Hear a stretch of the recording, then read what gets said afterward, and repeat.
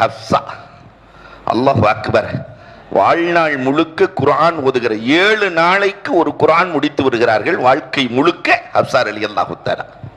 பெருமானாரினுடைய பிரதிகள் உஸ்மான் ரலியல்லாஹுடைய காலத்திலே 6 பிரதிகள் எடுக்கப்பட்டது, 6 நாடுகளுக்கு அனுப்பப்பட்டது. உஸ்மான் ரலியல்லாஹுவினுடைய பிரதி கடைசி வரை யாரிடத்தில் தான் இருந்தது? ஹப்ஸா.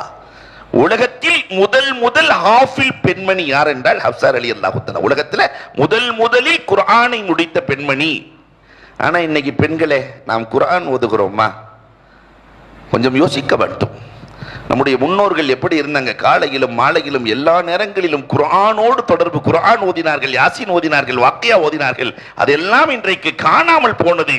குர்ஆன் ஓதினால் இஜ்தமஅத் அலைஹில் மலாயிகா தனக்கபத் அன்ஹு ஷயாத்தீன். மலக்குகள் வந்து விடுவார்கள், சைத்தான் போய்டுவான். நம்ம ரொம்ப தூரம்லாம் போக தேவையில்லை. ஒரு 40 வருஷத்துக்கு முன்னாடி ஒருத்தர் சம்பாதிப்பார், அண்ணன் தம்பி 9 பேர் உட்கார்ந்து சந்தோஷமா இருந்தாங்க. ஒருத்தர் சம்பாத்தியத்தில் குர்ஆன் இருந்தது, தொழுகை இருந்தது, திக்ர் இருந்தது, எல்லாம் இருந்தது. இன்னைக்கு 2 பேர் 1 லட்சம் ரூபா பத்தல, நிம்மதி இல்லை, சந்தோஷம் இல்லை. ஏன்? குர்ஆன் இல்லை, திக்ர் இல்லை, திலாவத் இல்லை. அதனால் அத்தனை கஷ்டம். அதனால் அன்புக்குரியவர்களே, குர்ஆன் ஓதுவதில் ஹப்ஸா ரலியல்லாஹுவை உதாரணமாக எடுக்க வேண்டும். வாரத்திற்கு ஒரு குர்ஆன், நாம ஒரு மாசத்துக்காவது ஒரு குர்ஆன் முடிக்க வேண்டுமா இல்லையா? அல்லாஹு அக்பர். 5வதாக உம்மு ஸலமா ரலியல்லாஹு தஆலா. இந்த உலகத்திற்கு பெருமானார் சொன்ன மந்திர ஹதீசுகள், மந்திர சொற்கள், நிறைய தஸ்பீஹாத்துகள், நிறைய திக்ர்கள், அதுக்கார்கள் அத்தனையும் கொடுத்தது உம்மு ஸலமா.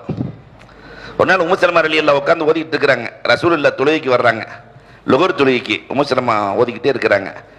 அஸருக்கு வர்றாங்க, ஓதிக்கிட்டே இருக்கிறாங்க.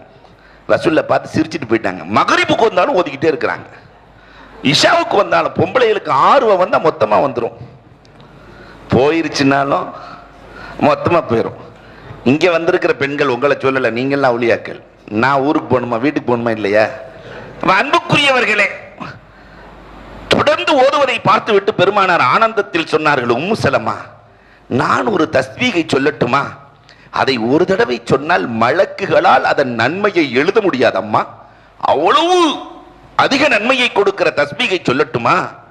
சுப்ஹானல்லாஹி வ பிஹம்திஹி அதத ஹல்கிஹி வ ரிதா நஃப்ஸிஹி வ ஸினத அர்ஷிஹி வ மிதாத கலிமாத்திஹி. இது போன்ற மந்திர சொற்கள் இந்த உம்மத்திற்கு கிடைத்தது யார் மூலமாக? உம்மு ஸலமா ரலியல்லாஹு தஆலாவின் மூலமாக கிடைக்கிறது.